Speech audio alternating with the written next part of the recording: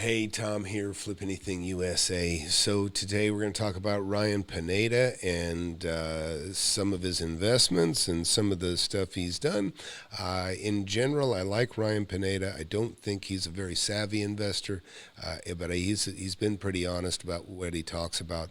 A lot of young YouTubers have run people off a cliff with themselves, and I hope that he's not one of them, but I got a feeling he might be, and I'll explain to you why. It's the best thing I ever did.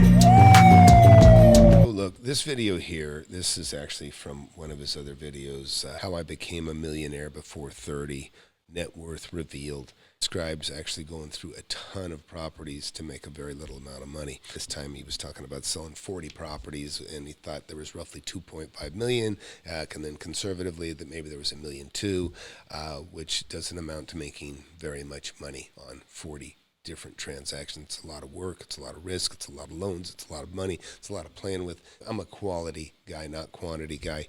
The other thing I've seen Ryan do in recent times is he's kind of had this love fest going on, watching Grant Cardone, confronting Cardone. Cardone told me how to become a billionaire. Rata.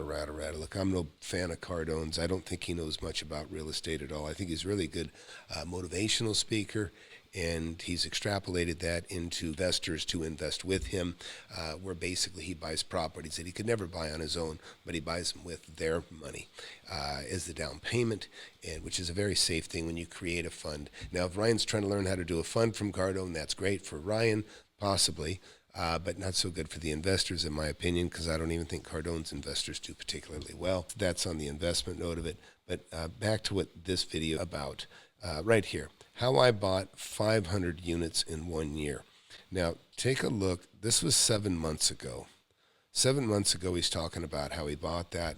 And then you go back over here, and you can see it was 1 year ago that he bought 334 of those units. 1 year ago. Now, let me tell you the significance of that 1 year ago. The Fed rate has gone up 3%. It was at, it'd been floating down here, at about 0.08, whatever, 0.8 of a percent. And since he bought his buildings, the interest rate has gone way up. Now, what's the significance of that? Even if he borrowed the money down here real low, when the interest rate goes up, what do you think the property values do? They go down, because investors, we make money on the margin between what we borrow the money for and what the cap rate is of the product, the apartments or the buildings. I buy a lot of commercial industrial properties. I've owned apartment buildings, made millions of dollars on apartment buildings, made millions of dollars on every kind of property you think of, residential, commercial, industrial, just all the normal stuff we all see every day that we drive by in our cars. Therein lies the problem. If you buy property here, essentially the assets you purchased are not, all things being normal, and you can see this is inflation going up like crazy. People are having trouble eating right now, keeping the food on their shelves, and this is a nightmare. This is a nightmare scenario for real estate values. And values are going down. I have properties I thought I was going to make, 150 grand on a few houses that I bought here recently. I'm going to make 40. I'm going to make 100 grand on one of them. But in general, I'm a savvy investor. I've been doing this a very long time. Back to the point of this. So look, this is really important. Remember, things have gone up 3% here. Now, let's look at CoStar. Now, CoStar, I'm not a member of CoStar, but you can see right here, apartment price declines outweigh the gains in other property types. Commercial real estate transaction volume drops. That's what happens. The volume drops. Lowest since 2021. And look at these apartment buildings. That's what we're talking about here. Property price growth decelerated for the fourth straight month in October. This is of 2022. You can see November 22. Drove down apartment values and fewer deals closed. So he bought at the worst time. CoStar is a huge information database. They're tied in with LoopNet and CityFeed, I believe, and a fantastic database. So they know better than anybody that the values have gone down. I watch it stuff like a hawk anyways, because that's what I'm doing. I'm an investor. Pineda has bought these 500 units, and you know what? When you go back to this video here, he talks about, buying these properties out of state and what a mistake he made buying these because they were so, he was new to real estate and he made these mistakes. I think he's done the same thing again, but on a much grander scale. So we're going to watch this video here where he talks about how he bought 500 units in 1 year, and I'm going to play it at double speed. I hope you can keep up, but I don't want to make this thing take forever. So let's go ahead and watch. This time last year I had 30 rental properties and I thought that I was doing pretty good. Fast forward to today and I own 480 rental units and I should have over 1,000 by the time the year ends. In this video, I'm going to tell you how exactly I did that and how you can apply the same principles that I took to build your own rental portfolio. If you're new to my channel, my name's Ryan Pineda. I'm a real estate investor and entrepreneur, and the goal of this channel is to help people live the wealthy way. If you want to learn more about what that is, go to wealthyway.com for a bunch of free materials. I got into real estate back in 2010 as a licensed agent. And back at that time, I was just 21 years old and I did not have any kind of desire to build a rental portfolio. I was just trying to do some deals and make some money. Eventually I got burnt out doing that because I wasn't very successful and the market was pretty tough to deal with back then. But around 2015, things changed for me in real estate. I learned about flipping and wholesaling real estate because that was really attractive to me since I was good at finding deals. But even as I started flipping houses then, I still didn't really have a desire to build a rental portfolio. I didn't have a lot of cash, and the idea of trying to make a couple $100 on a rental wasn't very appealing, especially here in Las Vegas where cash flow really wasn't that good. Any of the deals that I got, we were looking at potentially breaking even on cash flow or maybe making $100 a month. When the alternative is you could flip the house and make 25. Now notice he said we. Let's keep watching. $5,000. For me at the time, not having any kind of cash, it made way more sense to take the $25,000 and start building up my bank account. But in 2017, just 2 years later, that started to shift. By then, my house flipping business was doing really well, and I wasn't reinvesting every single dollar into my next flip anymore. I was starting to build up a little bit of money in my bank account, and I knew that it was time to start building up my passive income and building up my portfolio. But at this time, I did not know what was the best way to build a portfolio, and so I ended up buying a little bit of everything. One of my first rental properties was a home I bought in Big Bear, California. I ended up paying $200,000 for this 2-bedroom home, and I thought it was a pretty good deal. A comparable property in Lake Tahoe was selling for $500,000, and I felt like Big Bear was kind of undervalued, and it would be a cool place to visit from Las Vegas since it's only about a 3.5-hour drive. Well, about 4.5 years later, I still own that same home, and it's worth well over $500,000. And along with that, we decided to Airbnb it when I wasn't using it, and we've made a ton of money in cash flow over the years. And because that property was so successful, I ended up buying 7 more Airbnbs in Big Bear that we continue to operate to this day, and they've made me hundreds of thousands in cash flow. But more importantly, they've appreciated over $2 million worth. Just by buying those rentals in the last few years, I've become a multi-millionaire on those alone. Obviously, that was a best case scenario for me when I bought that house in 2017. I didn't realize it would do what it did. Other than this market looks pretty undervalued, and it would be a cool place to visit as a second home. But that same approach ended up failing me on other properties I was buying during that time. Back then, I used to go on all of these Facebook wholesaling groups and look for deals. People were always posting these $10,000 or $20,000 houses, and they looked really attractive. In my mind, I said, if I buy a house for $20,000 and it rents for $800, how can I possibly lose? And so Yeah, see, he didn't realize how you can lose with. And you're buying a house for so much less than construction cost, and everything around the property is also for sale less than construction cost. Yeah, I mean, that's what kills you. And that's when you see these houses for $30,000, $40,000. They cost more than that to replace. But the problem is it's location. It's where they're at. So I ended up buying a bunch of different properties in all of these random places. I owned a duplex in Buffalo, New York, a duplex in Saginaw, Michigan. I bought a nice brick house somewhere in Arkansas. I had a property I bought for $7,000 in Indiana, and I bought a 2,500 square foot triplex in Pennsylvania for $12,000. Now you might be thinking, Ryan, those all sound like really good deals. What could have possibly went wrong? But they don't tell you is when you buy these really cheap properties, one major expense destroys your entire cash flow. For instance, on some of these, the repairs will cost more than what you paid for the actual house. Whether those are repairs that you have to make before it's lease ready, or maybe the repairs that you have to make during the lease. I remember one of the properties, the piping froze and then it ended up bursting, and the repair cost us more than the actual property cost us. You deal with more problem tenants because these are lower income housing. And then we dealt with just miscellaneous stuff like cutting the grass every week. I didn't know in Michigan you had to cut the grass so much, but it was costing me like $200 a month and killing the cash flow. And honestly, to this day, I still don't even know if that grass really needed to be cut, or if it was getting cut, or if I was just some naive out-of-state investor that they knew would pay it. And so I ended up selling all of them for either a break even or a loss. I think maybe. See, and I think this is at a time when he's teaching people how to make money in real estate, and he's losing money in real estate. So that's what I understand. He can speak to it if I'm wrong, but you've got a guy that is describing making huge mistakes in very recent times, and now he's going to explain to you how he bought 500 units. Maybe one of them actually made money. But I can tell you they were a lot more headache than they were because I was buying them in all these random places, so I had to get a property manager in each place, I had to get a handyman in each place, and it was 5 times the work for no reward. So that lesson taught me that if I'm going to build a rental portfolio, I want to build them in the same markets. This is why I started to buy more in Big Bear, because I knew that I already had a team built out there and I really liked the market. So real quick on that, there's the economies of scale, and for those of you who don't know what that means, basically, if I'll give you a real simple example. Have an apartment building, say there's 30 units. There's the same amount of upkeep in taking care of that yard and mowing the grass and taking care of the shrubs as there is on a house, one house around the corner. You follow me? So in other words, the landscape bill is the same for a house as it is for an apartment building, of that size roughly. And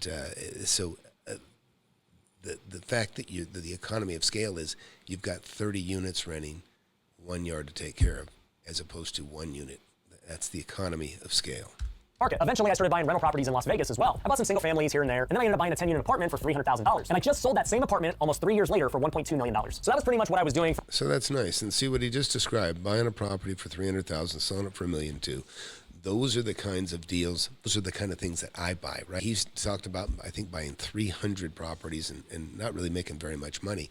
And I'm sure it's with partners and that sort of thing. Myself, I don't think I've bought maybe 200 properties, but that's over 40 years. That's only 5 a year. And I've made tens of millions of dollars over this time period. No partners. It's all mine. And Ben Malla also. Ben Malla, I think I talked to Ben, and I think he had somewhere around 160. I think he's bought 160 properties, maybe 160, and and he's worth hundreds of millions of dollars. So it's quality, not quantity. Keep that in mind. From 2017 to 2020, when I was just figuring out what exactly I wanted to do as I built a rental portfolio. Well, as I went into 2021, I had a goal that I wanted to buy 50 more rental properties. And in my mind, that was going to be 50 different transactions. I figured I would cherry pick the best properties that we got here in Las Vegas that we were going to flip, but instead I would keep a bunch of them. I thought maybe I might buy a couple more in Big Bear or go to another market for Airbnb. But either way, 50 new properties was the goal. And I figured if I have 30 now and I buy 50 this year, I'm going to have 80 properties, which is a ton. Well, when I made a video talking about this goal, my buddy Tim Brott said there's no way that you should be setting a goal for 50 units. He point blank said to me that I should buy 500 units in 2021. And I said, dude, I don't know how that's even possible. There's no way I could get finance for 500 units. How am I going to go find 500 properties to buy? That's a lot of transactions. And he said, dude, you're going to start a fund and you're going to buy big apartments like me. For those of you who don't know, Tim has 5,000 rental units. We actually interviewed him on my podcast where he talks about it. You guys should definitely check that one out. But I said, okay. I think that might be the guy that actually sold him the units too, by the way. Never trust anybody that's selling you anything, okay? I don't care if it's an agent. Anybody that stands to make money off of you, you can't trust them. You have to be careful because that's what greed does to people. And I'm not saying that's the case with these guys at all. But I'm just saying, when somebody says, no, dude, you got to buy hundreds of units. By the way, I have hundreds of units for sale. Okay, you got to put on your cautious cap. Let's keep watching. I don't really know how to start a fund. Can you help me out? He gave me his lawyer. He taught me the ins and outs of how you value commercial real estate. And I ended up building my own team for my new company called Pineda Capital. And I ended up partnering with him on our very first deal at Pineda Capital, where we purchased. See, the guy that told me he should buy hundreds of units is the one who he ended up partnering with and buying with, right? So again, I did a video on that particular apartment building. To me, the side of thing being worth $20 million, and some of his team were upset with me because I said it wasn't worth $10 million, it wasn't worth half what they paid for it, or what they're projecting it to be worth. And I still stand on that. It's probably even worse than I projected with the interest rates going up. Just a 334 unit apartment building in Georgia. Since then, I bought another 126 units in Iowa. We've got another 100 units under contract right now that we're going to be purchasing here soon. And I can tell you, my old philosophy of wanting to just buy them one at a time by myself has completely shifted now that I've seen the other side. I've realized. Now, here's the thing, and this is kind of the hedge for Ryan, not for the people that invest with him, but for him. If you're using other people's money, you can actually go buy a property, have it go down in value, and you'll still make a management fee. And the values can be, it could be upside down on the property. And now everybody's trapped, but you're trapped too. That's why I don't like partnerships. I mean, a partnership to me is maybe one person. In most partnerships that I've done, usually I own 2/3 of the deal. I hold the reins. I have the most to lose, and so everybody's reassured that, oh, this must be a good deal. Tom's got, he's going to lose twice as much as we do or I do, because he's the most invested, and that's the kind of really the best way to invest with somebody is if the guy that has the most to lose is in charge and taking care of it and making and pulling the deals, because it's just the right incentive. Hey, if you just got here, please hit that subscribe button. Hit that. And, you'll learn a lot on here. I've been doing this for a very long time. Also, I've got a book, Wake Up and Smell the Real Estate. It's been a bestseller on Amazon, Audible, and Kindle, and urge you to take a look at that. So let's keep watching. That with my following and my experience, we can raise money pretty easily to buy deals. I've also realized that if I open myself up to looking at deals all across the country instead of just Las Vegas, we can significantly increase our deal flow. And I've also realized that all of the network I've built up over the years, whether it's from other masterminds I was in, whether it's my social media following, or just the relationships that I've built over time, there's so many deals and money that just need to be connected, and I can be the person to do that. And this is why I'm so excited about the fund model and why I'm going to be focused on that for buying all of my rental properties going forward. Yeah, the fund model. Keep that in mind. This explains the obsession with, or what I'm calling an obsession with Grant Cardone, because Grant Cardone has... he's got a fund. He's put the funds together, and I don't see anybody bragging about how much money they're making. In fact, I've seen quite the opposite. I don't see testimonials saying, oh, I made so much money getting in this fund. I don't see it at all. In fact, I've seen some lawsuits pop out of it, but I don't know the details on it. But the bottom line is, don't like what I see, and buying at the time that he's bought. Let's go back to this graph. He's made these purchases here, okay, at the bottom of the interest rates, okay, and now we're up here, 3% higher. So anybody that needs to buy those from him, they have to get such a significant discount on what he paid for it. And in other words, they have to buy it for significantly less, all things being the same. It takes a lot to make up for 3%. Let's go back and we'll finish this up. And the way that I'm going to get to over 1,000 units is by working with people just like you. If you have deals, but you're looking for the money to fund that deal, or you're looking for someone to sign off on the loan, then I can help you. If you're an accredited investor and you have money, but you don't have any deal flow, or you don't want to manage anything, being the glue that can combine the deals and the money together is going to allow me to buy a lot of properties, but it's going to also create so much equity for investors and those who could not have did the deal before. So if you fit in either of those categories. Yeah, see, this is one thing I didn't like about Grant Cardone. It's just falling apart. It was kind of a mess. But this is from that video. Check this out. you and you got a good attitude and you ain't a little bitch, you ain't a little baby, you ain't a crybaby, you ain't stupid baby, you ain't dumb. Yeah, I need my money, I gotta buy a Rolex. So it sounded like somebody needed their money, and he's like, yeah, I don't want to pull out your money right now. I mean, that's what it sounded like, because he's describing somebody that wants to pull their money out. And he said, well, what do you want to buy, a Rolex? Or, anyways, again, he was very stressed. This is around the pandemic time. It was not a pretty moment for him. He looked like he was falling to pieces. And my concern now with Ryan Pineda, if he bought these properties that he's described when he bought them, which I don't have any reason to doubt that he's bought them when he's bought them, the interest rate's gone up, he's potentially upside down in these things terribly. And a lot of times when people get upside down on properties like that, the only way out is to raise more capital. So, and of course, this is a capital commercial right here, and I'm not saying that's the case, but you gotta be careful, folks. You gotta be really, really careful. Let's keep watching. Go to PinedaCapital.com, apply for a call with our team, and I would love to be able to work with you. But maybe you're watching this and you still want to go one at a time like I was a few years ago. I think that's totally fine, especially as you're starting out in real estate and you're trying to build a portfolio. But That's what I would do. Listen, you go one at a time. Here's the beauty. You keep all the money. I tell people, say, well, should I pay 10% for some hard money lender? Listen, when I started in the 80s, everything was 10%. But I got to keep all the profit. And for you, if you can't buy something, if you can't even borrow the money, then you got to get a partner, and a partner, you split it 50-50, right? And that can work. You make $100,000, you each make $50,000, you make $20,000, you each make $10,000 each. That's cool, that's safe, but the money's all yours. You have complete control over the asset. When you hand your money over to somebody else in a fund, bye-bye. Your money's gone. You can't even borrow money against your investment that's in a fund, or I don't know any bank that would be crazy enough to do that. At least I've never seen it. And so when you hand a big chunk of capital over to a fund, the fund now controls your money. And if they put it in something that goes upside down, you're stuck. You become a hodler, right? People say, oh, I'm hodling, I'm hodler, which means I fucked up, and now I got to hold. So anyways, let's keep watching. I encourage you to start looking at different syndication opportunities, whether you are being the operator of one or you're passively investing in one. It just makes it so much easier to grow your portfolio doing it this way than it does on your own. Listen, if you're going to invest in a syndicate or in a fund like this, the person that is in charge of it needs to have a track record of making money. That's what I don't see with Ryan. I haven't seen a track record of making money. In fact, what he described, he talked about buying one particular property for $300,000 and selling it for $1.2 million. And I've done several deals like that. I've made millions of dollars on a single deal. And it's a wonderful thing. But again, you can do it all by yourself. You can do it. You can make $200,000 or $300,000 on $100,000 purchase, right? I made $300,000 back in the 80s. On one deal, I made, over $300,000 and some odd $1,000, and that was on a $140,000 purchase, and I had it financed. I only had to put $35,000. So with $35,000, I turned that into like $400,000 very, very quickly. Anybody wants you to invest with them, you got to get into the details. You got to see what is their record, what is their track record of making money. Brian's brand new in investing in this stuff, investing in putting a fund together.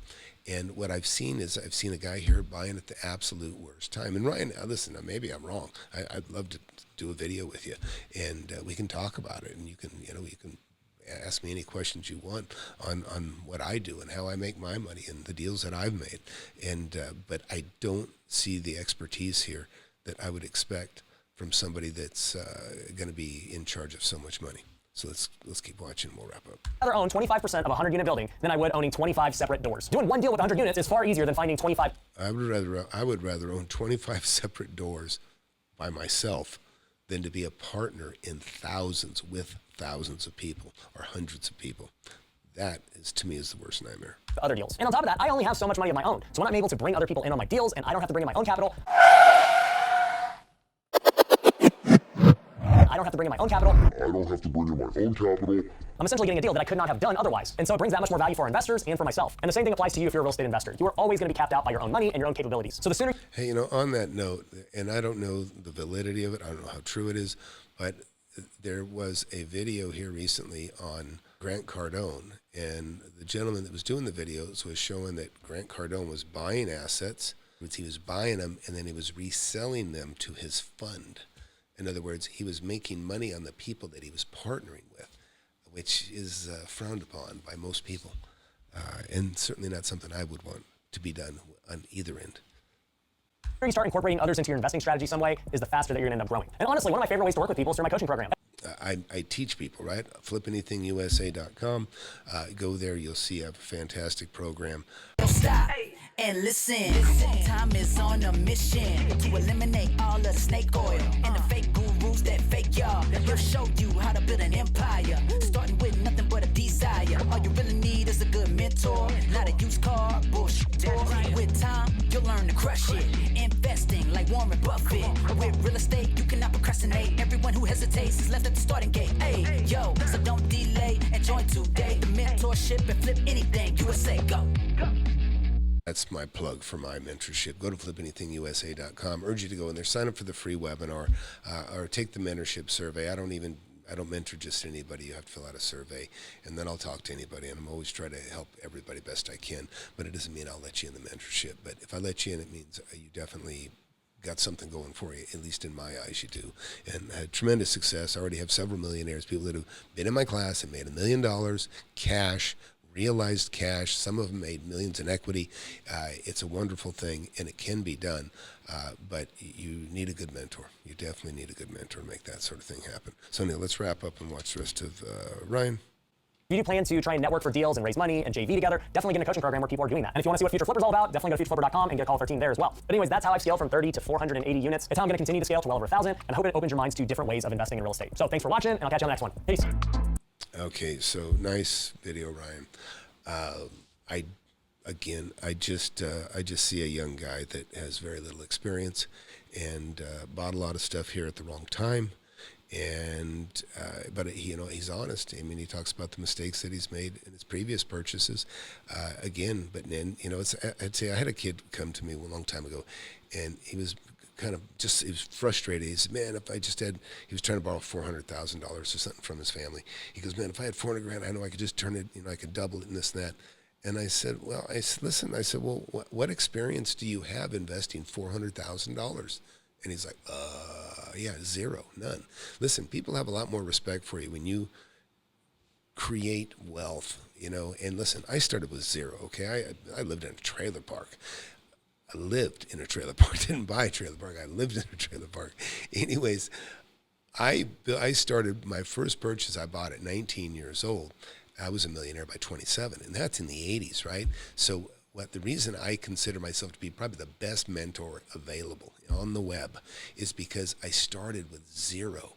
And so I can relate to making money with nothing, with 10,000, with 20, 30, 40, 50,000, 100,000, making money with millions of dollars, and making millions of dollars with hundreds of thousands of dollars, and even making, $500,000 with, $35,000. And I've been doing this a very long time. And so it's not that I'm trying to pick on a young guy like this, but I realize I've just seen so many YouTubers lead people off a cliff already. They look at this FTX thing, people, promoting it. I think meet Kevin and Millennial Money guys, I think they pulled their whole channel because they led so many people off a cliff, promoting something that they didn't know shit about. It is what it is. We screwed up.